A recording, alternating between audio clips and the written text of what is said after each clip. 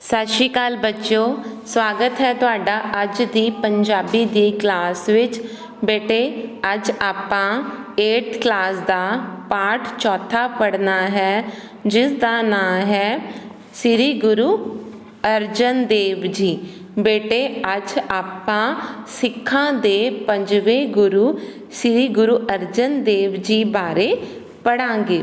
ਤੁਸੀਂ ਜਿਵੇਂ ਤਸਵੀਰ ਵਿੱਚ ਦੇਖ ਸਕਦੇ ਹੋ, ਉਹਨਾਂ ਨੇ ਆਪਣੀ ਜਾਨ ਦੀ ਕੁਰਬਾਨੀ ਦੇ ਦਿੱਤੀ। ਉਹਨਾਂ ਨੂੰ ਦੇਖੋ ਕਿਵੇਂ ਤੱਤੀ ਤਵੀ ਦੇ ਉੱਪਰ ਬਿਠਾਇਆ ਗਿਆ ਹੈ ਅਤੇ ਉਹਨਾਂ ਦੇ ਸਰੀਰ ਉੱਪਰ ਗਰਮ ਗਰਮ ਰੇਤ ਪਾਈ ਜਾ ਰਹੀ ਹੈ।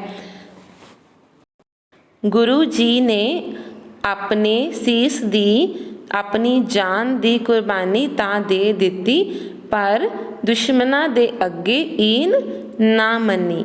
ਤਾਂ ਪਾਠ ਇਸ ਪ੍ਰਕਾਰ ਸ਼ੁਰੂ ਹੁੰਦਾ ਹੈ। ਸ੍ਰੀ ਗੁਰੂ ਅਰਜਨ ਦੇਵ ਜੀ ਸਿੱਖਾਂ ਦੇ 5ਵੇਂ ਗੁਰੂ ਹੋਏ ਹਨ। ਆਪ ਜੀ ਦਾ ਜਨਮ, ਬੇਟੇ ਜਦੋਂ ਆਪਾਂ ਕਿਸੇ ਗੁਰੂ ਬਾਰੇ ਲਿਖ ਰਹੇ ਹੁੰਦੇ ਹਾਂ ਤਾਂ ਆਪਾਂ ਉਹਨਾਂ ਲਈ ਆਪ ਜੀ ਸ਼ਬਦ ਯੂਜ਼ ਕਰਦੇ ਹਾਂ, ਠੀਕ ਹੈ। ਤਾਂ ਇੱਥੇ ਲਿਖਿਆ ਹੈ ਆਪ ਜੀ, ਇਹ ਸ਼ਬਦ ਗੁਰੂਆਂ ਲਈ ਵਰਤਿਆ ਜਾਂਦਾ ਹੈ। ਆਪ ਜੀ ਦਾ ਜਨਮ ਸ੍ਰੀ ਗੁਰੂ ਰਾਮਦਾਸ ਜੀ, ਚੌਥੇ ਗੁਰੂ ਸ੍ਰੀ ਗੁਰੂ ਰਾਮਦਾਸ ਜੀ ਦੇ ਘਰ ਹੋਇਆ। ਆਪ ਜੀ ਦੀ ਮਾਤਾ ਜੀ ਸਨ ਮਾਤਾ ਭਾਨੀ ਜੀ। ਆਪ ਜੀ ਦਾ ਜਨਮ ਹੋਇਆ ਸੀ ਗੋਇੰਦਵਾਲ ਵਿੱਚ 15 ਅਪ੍ਰੈਲ 1563 ਈਸਵੀ ਵਿੱਚ।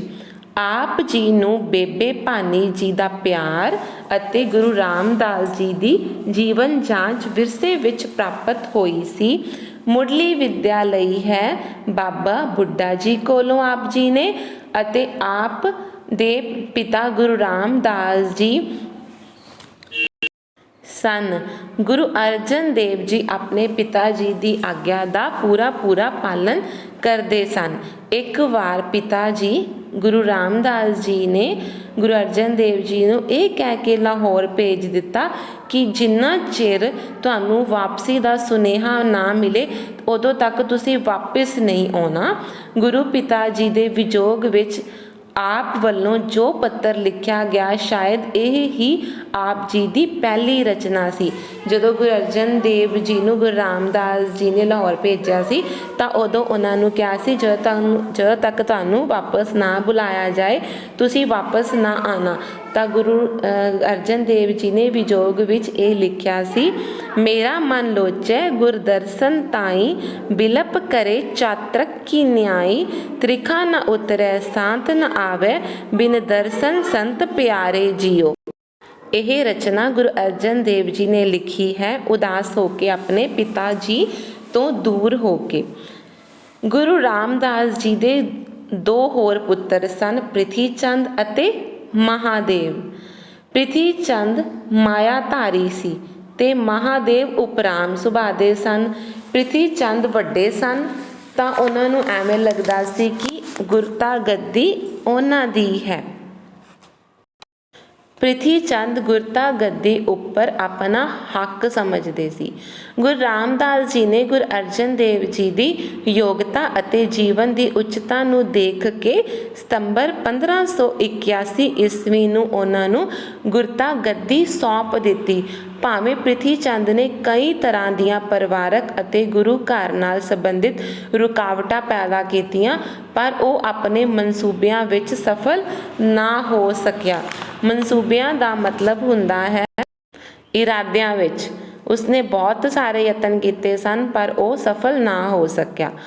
ਗੁਰੂ ਅਰਜਨ ਦੇਵ ਜੀ ਨੇ ਗੁਰੂ ਗੱਦੀ ਤੇ ਬੈਠਣ ਤੋਂ ਉਪਰੰਤ ਬਹੁਤ ਸਾਰੀ ਰਚਨਾ ਕੀਤੀ। ਨਾਨਾ ਗੁਰੂ ਅਮਰਦਾਸ ਜੀ ਨੇ ਉਹਨਾਂ ਨੂੰ ਵਾਰ ਦਿੱਤਾ ਸੀ, ਦੋਹਿਤਾ ਬਾਣੀ ਕਾ ਬੋਹਿਥਾ। ਬੇਟੇ ਜਦੋਂ ਜਿਹੜੇ ਗੁਰੂ ਰਾਮਦਾਸ ਜੀ ਹਨ ਉਹਨਾਂ ਦੇ ਬੇਟੇ ਹਨ ਗੁਰੂ ਅਰਜਨ ਦੇਵ ਜੀ, ਅਤੇ ਗੁਰੂ ਅਮਰਦਾਸ ਜੀ ਗੁਰੂ ਅਰਜਨ ਦੇਵ ਜੀ ਦੇ ਨਾਨਾ ਜੀ ਸਨ। ਗੁਰੂ ਅਰਜਨ ਦੇਵ ਜੀ ਛੋਟੇ ਹੁੰਦਿਆਂ ਇੱਕ ਵਾਰੀ ਘੁੰਮ ਰਹੇ ਸਨ ਅਤੇ ਗੁਰੂ ਅਮਰਦਾਸ ਜੀ ਨੇ ਆਪਣੀ ਬੇਟੀ ਨੂੰ ਪੁੱਛਿਆ ਕਿ ਇਹ ਕੌਣ ਹੈ ਜਿਹੜਾ ਘੁੰਮੀ ਜਾ ਰਿਹਾ ਹੈ, ਜਿਹੜਾ ਸਾਡੇ ਮੰਜੇ ਨੂੰ ਵੀ ਹਿਲਾ ਰਿਹਾ ਹੈ। ਤਾਂ ਮਾਤਾ ਭਾਨੀ ਜੀ ਨੇ ਜਵਾਬ ਦਿੱਤਾ, ਇਹ ਦੋਹਤਾ ਹੈ। ਤਾਂ ਗੁਰੂ ਅਮਰਦਾਸ ਜੀ ਨੇ ਵਾਰ ਦਿੱਤਾ ਸੀ, ਦੋਹਤਾ ਬਾਣੀ ਕਾ ਬੋਹਿਤਾ, ਕਿ ਇਹ ਬਹੁਤ ਰਚਨਾ ਕਰੇਗਾ ਗੁਰਬਾਣੀ ਦੀ। ਗੁਰੂ ਗ੍ਰੰਥ ਸਾਹਿਬ ਜੀ ਦੇ ਕੁੱਲ 5894 ਸ਼ਬਦਾਂ ਵਿੱਚੋਂ ਸਾਰੇ ਸ਼ਬਦ ਜਿਹੜੇ 5894, ਤਾਂ ਉਹਨਾਂ ਵਿੱਚੋਂ 2218 ਸ਼ਬਦ ਇਕੱਲੇ ਗੁਰੂ ਅਰਜਨ ਦੇਵ ਜੀ ਦੀ ਰਚਨਾ ਹਨ। ਉਹਨਾਂ ਦੀ ਬਾਣੀ ਦਾ ਪ੍ਰਮੁੱਖ ਵਿਸ਼ਾ ਹੈ ਰੱਬੀ ਪ੍ਰੇਮ, ਪਿਆਰ, ਭਗਤੀ, ਸਿਮਰਨ, ਡੂੰਘੀ ਜੀਵਨ ਜਾਂਚ। ਸੁਖਮਨੀ ਸਾਹਿਬ ਆਪ ਜੀ ਦੀ ਸ਼ਾਹਕਾਰ ਰਚਨਾ ਹੈ। ਇਸ ਵਿੱਚ ਬਹੁਤ ਸਰਲ ਢੰਗ ਨਾਲ ਨਾਮ ਸਿਮਰਨ, ਸੰਤ, ਭਗਤ, ਬ੍ਰਹਮ ਗਿਆਨੀ, ਜੀਵਨ ਜੁਗਤ ਆਦਿ ਬਾਰੇ ਆਪਣੇ ਵਿਚਾਰ ਪੇਸ਼ ਕੀਤੇ ਹੋਏ ਹਨ। ਉਸ ਸਮੇਂ ਪ੍ਰਚਲਿਤ ਸੰਤ ਭਾਸ਼ਾ, ਬ੍ਰਿਜ ਭਾਸ਼ਾ, ਰੇਖਤਾ, ਹਿੰਦੁਸਤਾਨੀ ਗਾਥਾ, ਸੰਸਕ੍ਰਿਤੀ, ਪੰਜਾਬੀ ਤੇ ਲਹਿੰਦੀ ਸਭ ਵੰਨਗੀਆਂ ਦੀਆਂ ਭਾਸ਼ਾਵਾਂ ਵਿੱਚ ਆਪ ਜੀ ਦੀ ਰਚਨਾ ਮਿਲਦੀ ਹੈ। ਬਟੇ ਗੁਰੂ ਗ੍ਰੰਥ ਸਾਹਿਬ ਵਿੱਚ ਕੁੱਲ 31 ਰਾਗ ਹਨ। 31 ਰਾਗਾਂ ਵਿੱਚੋਂ 30 ਰਾਗਾਂ ਵਿੱਚ ਬਾਣੀ ਗੁਰੂ ਅਰਜਨ ਦੇਵ ਜੀ ਨੇ ਲਿਖੀ ਹੋਈ ਹੈ। ਸਿਰਫ ਇੱਕ ਰਾਗ ਜਿਹੜਾ ਜੈਜੈਵੰਤੀ ਰਾਗ ਹੈ, ਉਹਨੂੰ ਛੱਡ ਕੇ ਬਾਕੀ ਸਾਰੇ ਰਾਗਾਂ ਵਿੱਚ ਗੁਰੂ ਅਰਜਨ ਦੇਵ ਜੀ ਨੇ ਬਾਣੀ ਦੀ ਰਚਨਾ ਕੀਤੀ ਹੈ। ਆਪ ਸੰਗੀਤ ਤੇ ਰਾਗਾਂ ਦੀ ਪੂਰੀ ਮੁਹਾਰਤ ਰੱਖਦੇ ਸਨ। ਸਰੰਦਾ ਉਹਨਾਂ ਦਾ ਮਨਪਸੰਦ ਸਾਜ਼ ਸੀ। ਗੁਰੂ ਗ੍ਰੰਥ ਸਾਹਿਬ ਜੀ ਦੀ ਸੰਪਾਦਨਾ ਗੁਰੂ ਅਰਜਨ ਦੇਵ ਜੀ ਦਾ ਵੱਡਮੁੱਲਾ ਕਾਰਜ ਹੈ। ਆਪ ਨੇ ਪਹਿਲਾਂ 4 ਗੁਰੂਆਂ ਤੋਂ ਇਲਾਵਾ ਸੰਤਾਂ ਭਗਤਾਂ ਦੀ ਰਚਨਾ ਨੂੰ ਇਕੱਤਰ ਕਰਕੇ ਉਸ ਨੂੰ ਰਾਗਾਂ ਅਨੁਸਾਰ ਸੰਭਾਲਿਆ। ਇਹ ਵੱਡ ਆਕਾਰੀ ਧਰਮ ਗ੍ਰੰਥ ਮਨੁੱਖੀ ਏਕਤਾ ਤੇ ਸਰਬ ਸਾਂਝੀਵਾਲਤਾ ਦਾ ਪ੍ਰਤੀਕ ਹੈ। ਬਾਬਾ ਫਰੀਦ ਜੀ ਜਿਹੜੇ ਪੰਜਾਬ ਤੋਂ, ਤੇ ਕਬੀਰ ਰਾਮਾਨੰਦ ਜੀ ਯੂਪੀ ਤੋਂ, ਬੇਨੀ ਬਿਹਾਰ ਤੋਂ, ਨਾਮਦੇਵ ਤ੍ਰਿਲੋਚਨ ਮਹਾਰਾਸ਼ਟਰ, ਪੀਪਾ ਗੁਜਰਾਤ, ਸਦਨਾ ਸਿੰਧ ਤੋਂ, ਜੈਦੇਵ ਬੰਗਾਲ ਤੋਂ, ਸੈਨ ਤੇ ਭੀਖਨ ਰਾਜਪੂਤਾਨਾ ਤੋਂ, ਇਹ ਸਾਰੇ ਸੰਤ ਭਗਤ ਵੱਖਰੇ ਵੱਖਰੇ ਇਲਾਕਿਆਂ ਤੋਂ ਹੋਣ ਦੇ ਬਾਵਜੂਦ ਵੀ ਸਾਰਿਆਂ ਦਾ ਸੁਨੇਹਾ ਇੱਕ ਸੀ, ਉਹ ਸੀ ਰੱਬੀ ਏਕਤਾ।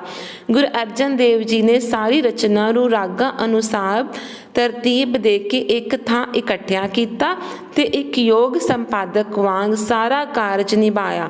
ਲਿਖਾਈ ਦਾ ਕੰਮ ਗੁਰੂ ਭਾਈ ਗੁਰਦਾਸ ਜੀ ਤੋਂ ਕਰਵਾਇਆ ਗਿਆ। ਇਸ ਤਰ੍ਹਾਂ ਸ੍ਰੀ ਗੁਰੂ ਗ੍ਰੰਥ ਸਾਹਿਬ ਜੀ ਸੰਪਾਦਨਾ ਦਾ ਕਾਰਜ ਪੂਰਾ ਕੀਤਾ ਸੀ। ਇਹ ਕਾਰਜ 1604 ਈਸਵੀ ਵਿੱਚ ਸੰਪੂਰਨ ਹੋਇਆ ਸੀ। ਗੁਰੂ ਅਰਜਨ ਦੇਵ ਜੀ ਦਾ ਸਿੱਖ ਧਰਮ, ਸਿੱਖ ਇਤਿਹਾਸ ਤੇ ਕਈ ਹੋਰ ਖੇਤਰਾਂ ਵਿੱਚ ਵੱਡਮੁੱਲਾ ਯੋਗਦਾਨ ਹੈ। ਆਪ ਜੀ ਨੇ 1588 ਈਸਵੀ ਵਿੱਚ ਸ੍ਰੀ ਹਰਿਮੰਦਰ ਸਾਹਿਬ ਜੀ ਦੀ ਨੀਂਹ ਰਖਵਾਈ ਸੀ। ਉਹਨਾਂ ਨੇ ਇਹ ਨੀਂਹ ਮੁਸਲਮਾਨ ਫਕੀਰ ਸਾਈਂ ਮੀਆਂ ਮੀਰ ਜੀ ਤੋਂ ਰਖਵਾਈ ਸੀ। ਲੋਕਾਂ ਨੂੰ ਸਾਂਝਾ ਧਰਮ ਸਥਾਨ ਤੇ ਇਸ਼ਨਾਨ ਕਰਨ ਲਈ ਇੱਕ ਤਲਾਅ ਸਰੋਵਰ ਬਣਾਇਆ ਗਿਆ। ਅੰਮ੍ਰਿਤਸਰ ਵਿੱਚ ਹੀ ਸੰਤੋਖਸਰ ਤੇ ਰਾਮਸਰ ਨਾਂ ਦੇ ਜਿਹੜੇ ਹੋਰ ਸਰੋਵਰ ਵੀ ਬਣਵਾਏ ਗਏ। ਉਸ ਜ਼ਮਾਨੇ ਵਿੱਚ ਸਰੋਵਰ ਜਾਂ ਤਲਾਅ ਦਾ ਬਹੁਤ ਮਹੱਤਵ ਸੀ। ਇਸ਼ਨਾਨ ਕਰਨ ਲਈ ਦਰਿਆ ਜਾਂ ਤਲਾਅ ਹੀ ਹੁੰਦੇ ਸਨ। ਗੁਰੂ ਸਾਹਿਬ ਨੇ ਤਰਨਤਾਰਨ ਨਗਰ ਵੀ ਵਸਾਇਆ। ਤਰਨਤਾਰਨ ਦਾ ਸਰੋਵਰ ਆਕਾਰ ਦੇ ਪੱਖ ਤੋਂ ਕਾਫੀ ਵੱਡਾ ਹੈ। ਆਪ ਨੇ ਲੋਕ ਭਲਾਈ ਦੇ ਹੋਰ ਵੀ ਬਹੁਤ ਸਾਰੇ ਕੰਮ ਕੀਤੇ। ਸਿੱਖੀ ਦੇ ਪ੍ਰਚਾਰ ਲਈ ਧਰਮ ਸਥਾਨ ਉਸਾਰੇ। ਲਾਹੌਰ ਵਿੱਚ ਬੌਲੀ ਬਣਵਾਈ। ਤਰਨਤਾਰਨ ਵਿੱਚ ਯਤੀਮਾਂ ਤੇ ਕੋੜੀਆਂ ਲਈ ਹਸਪਤਾਲ ਖੋਲ੍ਹਿਆ। ਦਸਵੰਧ ਦੀ ਪ੍ਰਥਾ ਵੀ ਆਰੰਭ ਕੀਤੀ। ਇਸ ਤੋਂ ਇਲਾਵਾ ਕਾਬਲ, ਕੰਧਾਰ ਤੇ ਢਾਕੇ ਤੱਕ ਵਪਾਰ ਦਾ ਕੰਮ ਵੀ ਸ਼ੁਰੂ ਕੀਤਾ। ਉਹਨਾਂ ਦਾ ਬਹੁਤ ਸਾਰਾ ਯੋਗਦਾਨ ਹੈ। ਗੁਰੂ ਅਰਜਨ ਦੇਵ ਜੀ ਦਾ ਸਿੱਖ ਧਰਮ ਵਿੱਚ ਵੀ ਬਹੁਤ ਸਾਰਾ ਯੋਗਦਾਨ ਹੈ। ਗੁਰੂ ਅਰਜਨ ਦੇਵ ਜੀ ਨੇ ਜਿੱਥੇ ਜਿੱਥੇ ਗੁਰਬਾਣੀ ਤੇ ਸ਼ਾਂਤੀ ਦੇ ਪੁੰਜ ਸਨ, ਉੱਥੇ ਦੇਸ਼ ਧਰਮ ਲਈ ਵੀ ਕੁਰਬਾਨੀ ਦੇਣ ਤੋਂ ਉਹ ਝਿਜਕੇ ਨਹੀਂ। ਸਮੇਂ ਦੀ ਸਰਕਾਰ ਦਾ ਵਰਤਾਅ ਠੀਕ ਨਹੀਂ ਸੀ। ਜਿਹੜੀ ਮੁਗਲ ਹਕੂਮਤ ਸੀ ਉਸਨੇ ਆਪ ਜੀ ਨੂੰ ਬਹੁਤ ਤਸੀਹੇ ਦਿੱਤੇ। ਆਪ ਜੀ ਨੂੰ ਤੱਤੀ ਤਵੀ ਤੇ ਬਿਠਾਇਆ ਗਿਆ। ਆਪ ਜੀ ਦੇ ਸੀਸ ਉੱਤੇ ਗਰਮ ਗਰਮ ਰੇਤ ਪਾਈ ਗਈ, ਪਰ ਆਪ ਪ੍ਰਭੂ ਭਾਣੇ ਨੂੰ ਅਡੋਲ ਰਹਿ ਕੇ ਮੰਨਦੇ ਰਹੇ। ਆਪ ਨੂੰ ਇਸਲਾਮ ਧਰਮ ਕਬੂਲ ਕਰਨ ਲਈ ਕਿਹਾ ਗਿਆ, ਪਰ ਗੁਰੂ ਜੀ ਨੇ ਇਸਲਾਮ ਧਰਮ ਨੂੰ ਕਬੂਲਿਆ ਨਹੀਂ। ਉਹਨਾਂ ਨੇ ਇਨਕਾਰ ਕਰ ਦਿੱਤਾ। ਆਪ ਕਈ ਤਰ੍ਹਾਂ ਦੀਆਂ ਹਿਰਦੇ ਵੇਦਕ ਤਕਲੀਫਾਂ ਸਹਿਣ ਕਰਦੇ ਹੋਏ ਲਾਹੌਰ ਵਿੱਚ ਸ਼ਹੀਦੀ ਪ੍ਰਾਪਤ ਕਰ ਗਏ। ਗੁਰੂ ਸਾਹਿਬ ਨੂੰ ਕੋਈ ਵੀ ਸਮਝੌਤਾ ਮਨਜ਼ੂਰ ਨਹੀਂ ਸੀ, ਉਹਨਾਂ ਨੇ ਸ਼ਹਾਦਤ ਦੇਣੀ ਹੀ ਪ੍ਰਵਾਨ ਕੀਤੀ। ਸਿੱਖ ਧਰਮ ਲਈ ਪਹਿਲਾਂ ਸ਼ਹੀਦੀ ਗੁਰੂ ਅਰਜਨ ਦੇਵ ਜੀ ਦੀ ਹੋਈ ਸੀ। ਸਭ ਤੋਂ ਪਹਿਲਾਂ ਸਿੱਖ ਧਰਮ ਵਿੱਚ ਬੇਟੇ ਬਹੁਤ ਸਾਰੀਆਂ ਸ਼ਹੀਦੀਆਂ ਹੋਈਆਂ ਹਨ। ਇਹ ਇਤਿਹਾਸ ਬਹੁਤ ਵੱਡਾ ਹੈ ਸਿੱਖ ਧਰਮ ਦੀਆਂ ਕੁਰਬਾਨੀਆਂ ਦਾ, ਪਰ ਸਭ ਤੋਂ ਪਹਿਲਾਂ ਸ਼ਹੀਦੀ ਦਿੱਤੀ ਸੀ ਗੁਰੂ ਅਰਜਨ ਦੇਵ ਜੀ ਨੇ। ਆਪ ਜੀ ਨੂੰ ਸ਼ਹੀਦਾਂ ਦਾ ਸਰਤਾਜ ਵੀ ਕਿਹਾ ਜਾਂਦਾ ਹੈ, ਕੁਰਬਾਨੀ ਦੇ ਬਾਨੀ ਕਿਹਾ ਜਾਂਦਾ ਹੈ ਤੇ ਸ਼ਾਂਤੀ ਦੇ ਪੁੰਜ ਕਿਹਾ ਜਾਂਦਾ ਹੈ। ਆਪ ਜੀ ਦੀ ਸ਼ਹਾਦਤ ਤੋਂ ਪਿੱਛੋਂ ਮੀਰੀ ਪੀਰੀ ਦੇ ਮਾਲਕ ਸ੍ਰੀ ਗੁਰੂ ਹਰਗੋਬਿੰਦ ਸਾਹਿਬ ਜੀ, ਜੋ ਆਪ ਜੀ ਦੇ ਸਪੁੱਤਰ ਸਨ, ਉਹਨਾਂ ਨੇ ਗੱਦੀ ਸੰਭਾਲੀ, ਗੁਰਤਾ ਗੱਦੀ ਸੰਭਾਲੀ ਅਤੇ ਉਹ 6ਵੇਂ ਗੁਰੂ ਕਹਿਲਾਏ, ਉਹ 6ਵੇਂ ਗੁਰੂ ਬਣੇ ਸਨ।